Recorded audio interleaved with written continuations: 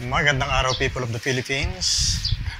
Mainit pa rin po itong usapin tungkol dito sa divorce law na divorce bill, specifically na na-approve na sa third reading nitong lower house, House of Representatives.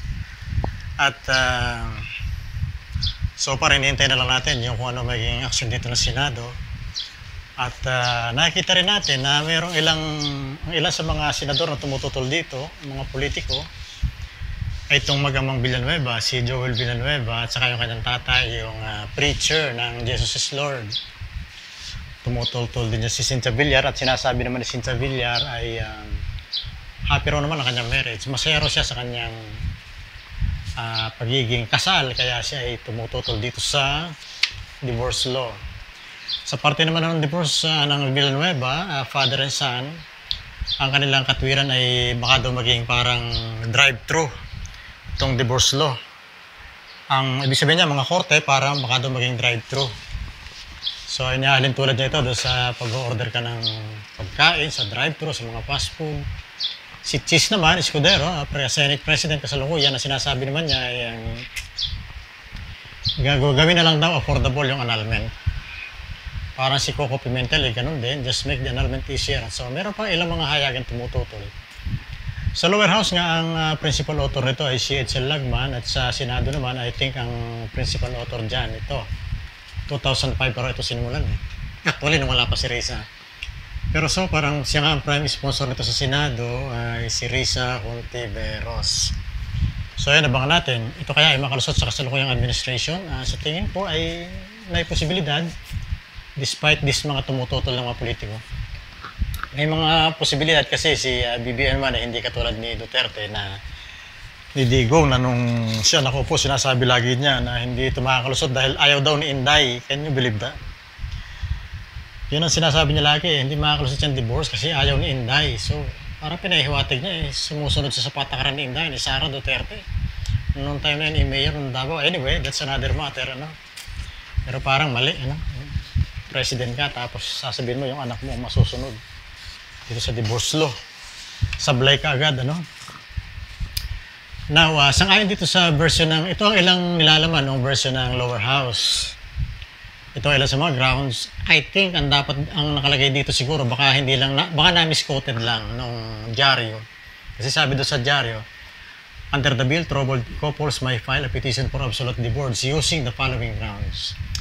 Na-miss out nila yung using any of the following grounds. Nawawala yung word na any. I think may word na any ito kasi imposible namang sundin mo lahat to. So, number one ground ay yung ground sa legal separation under Article 55 ng Family Code of the Philippines. Pwede nyo i-google yan kasi masyadong haba dito kung babasahin ko pa isa-isa yung nilalaman ng Article 55 ng Family Code. Ang isa pa ay yung ground sa annulment of marriage sa Article 45 din ng Family Code.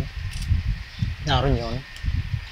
Pagkatapos yung number 3 ground, ito medyo madali siguro to, separation of the spouses in fact for at least 5 years. So kapag 5 years nang magkahiwalay mag-asawa, pwede siya maging ground for absolute divorce. So, meron din ditong psychological incapacity, papasok pa rin, provided ng Article 36 of the Family Code. So gaya ng akin nabanggit kanina, nawawala yung word na any. So I think meron ditong word na any of these grounds.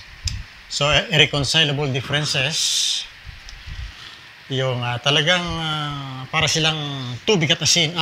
Tubig, langis at tubig, langis at tubig. Na talagang sila ay, yun ang kanilang pagitan, parang langit at lupa, langis at tubig, talagang irreconcilable, talagang imposible ng pagkasunduin. So, yun. And then, yung ground number 6, domestic or marital abuse, na nakapaloob ho doon sa Republic Act 9262 or the law of Violence Against Women and Children's Act, o Republic Act 9262. So, yun po mga grounds. Ngayon, talakayin natin itong ilang mga komento nga nitong mga politiko, gaya ni Cheese Escudero. Sabi ni Cheese, gawin na lang daw, affordable yung annulment. Dito makikita natin na mukhang hindi nakahawak ng annulment case si Cheese Escudero at baka hindi rin siya nag-appear sa korte bilang abogado nung bago pa siya naging politiko. May kutubo ko na hindi siya nag-appear sa municipal trial court, mga regular courts. Kasi parang hindi niya nalilinawan itong annulment. Kasi ang issue dito hindi yung affordable. Ang issue dito ay napakahirap makalusot ng annulment case sa Pilipinas kapag sinunod mo talaga yung striktong panuntunan ng batas. Lalong-lalo na doon sa psychological incapacity. Meron ho kasing tinatawag ang Supreme Court na juridical antecedent. Yung pong juridical antecedent, dapat merong pauupuin na testigo na nakasaksi doon sa paglaki ng bata. I mean, nung aliman doon sa respondent, yung asawang babae o yung asawang lalaki, dapat merong witness na testigo na bata pa siya, meron na siyang manifestation ng psychological incapacity. Napakahirap po noon. Titimbangin ng korte kung base doon sa statement ng witness na nakasaksi sa paglaki nitong tao, nitong respondent, alin man doon sa mag-asawa, ay ma-analyze ng korte doon na may psychological incapacity nga at seemingly ay inborn or pagkabata pa lamang ay meron ng manifestation. Napakahirap po noon. In fact, hindi ho garantiya na kapag may psychologist o psychiatrist ay magagrant ng annulment kahit pa po ilang libro na ang nasulat ng mga expert na ito, kahit ilang libro sa annulment cases or psychological incapacity na isulat, hindi ho garantiya na magagrant ang annulment. Yun ho ang issue dyan. Napakahirap, almost impossible, napakahirap po ng annulment sa Pilipinas. Noong araw ho, yung mga in the past, medyo mas madali. Pero ngayon, pinahirap po ng Supreme Court kasi ang definition nga niya ay dapat yung psychological incapacity ay mayroon tinatawag na juridical antecedent. Halos pagkasilang mo ay kakibat mo na yung iyong psychological incapacity. Kaya ho, mabigat. So yun, mukhang hindi nga ho naunawaan ni si Escudero. Palagi ko hindi siya nakahawak ng annulment case. Hindi niya na-experience to. Si Cynthia Villar naman, medyo funny yung kanyang response. Bakit daw niya susuporta sa divorce? Happily married daw naman siya. So, parang sinasabi niya, pag masaya ka, hindi mo kailangan ng divorce. In a way, oo, totoo naman yun. Pero, ay medyo mababaw ang dahilan yun. At ang medyo rin, medyo nakakatawa rin rito, itong Villanueva, father and son, itong tandem ng father and son. Eddie Villanueva at itong si Joel Villanueva, senator. Senator at congressman to mag-ama. Sabi nga nila ay magiging raw para daw drive-thru. Abay hindi naman kasi nga kahit itong mga grounds na binabanggit dito hindi rin ganun kadali yan. And parang pinahiwatig dito ng father and son na Villanueva ay parang pwedeng magsasabuatan na lang yung mag-asawa. Halimbawa, maghihiwalay na 5 taon para mapalabas na, para pumasok sila doon sa ground na number 3, yung separation of the spouses for at least 5 years. So hindi naman. Kasi ang alam ko dyan, hindi ko lang siya ma-search sa Google, hindi lumalabas yung kompletong kopya nitong bill ng lower house. Pero alam ko, diniscuss dyan, meron dyang penalty kapag lumabas. Kapag lumabas na may collusion o merong sabuatan yung mag-asawa para lang maanal, nag-invento sila ng mga rason, ito, mga grounds na to. Meron ho yung kakulang parusa at yan ho ay pagkakulong. Kung tama ang pagkakatanda ko do sa balita ay may pagkakulong yan na more than 6 years na pagkakulong. So, hindi siya papasok sa probation. Talagang kulong ka kapag lumabas na mayroong sabuatan doon sa mag-asawa.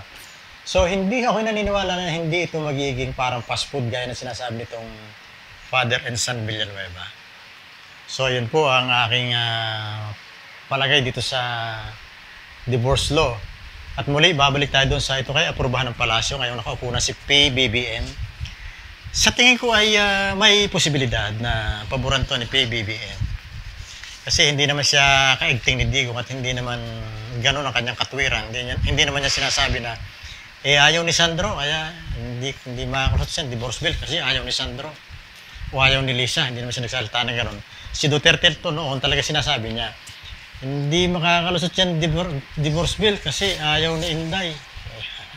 Yan kaya. So abangan po natin kung ito ay eventually talaga magiging batas na itong divorce law sa Pilipinas, absolute divorce.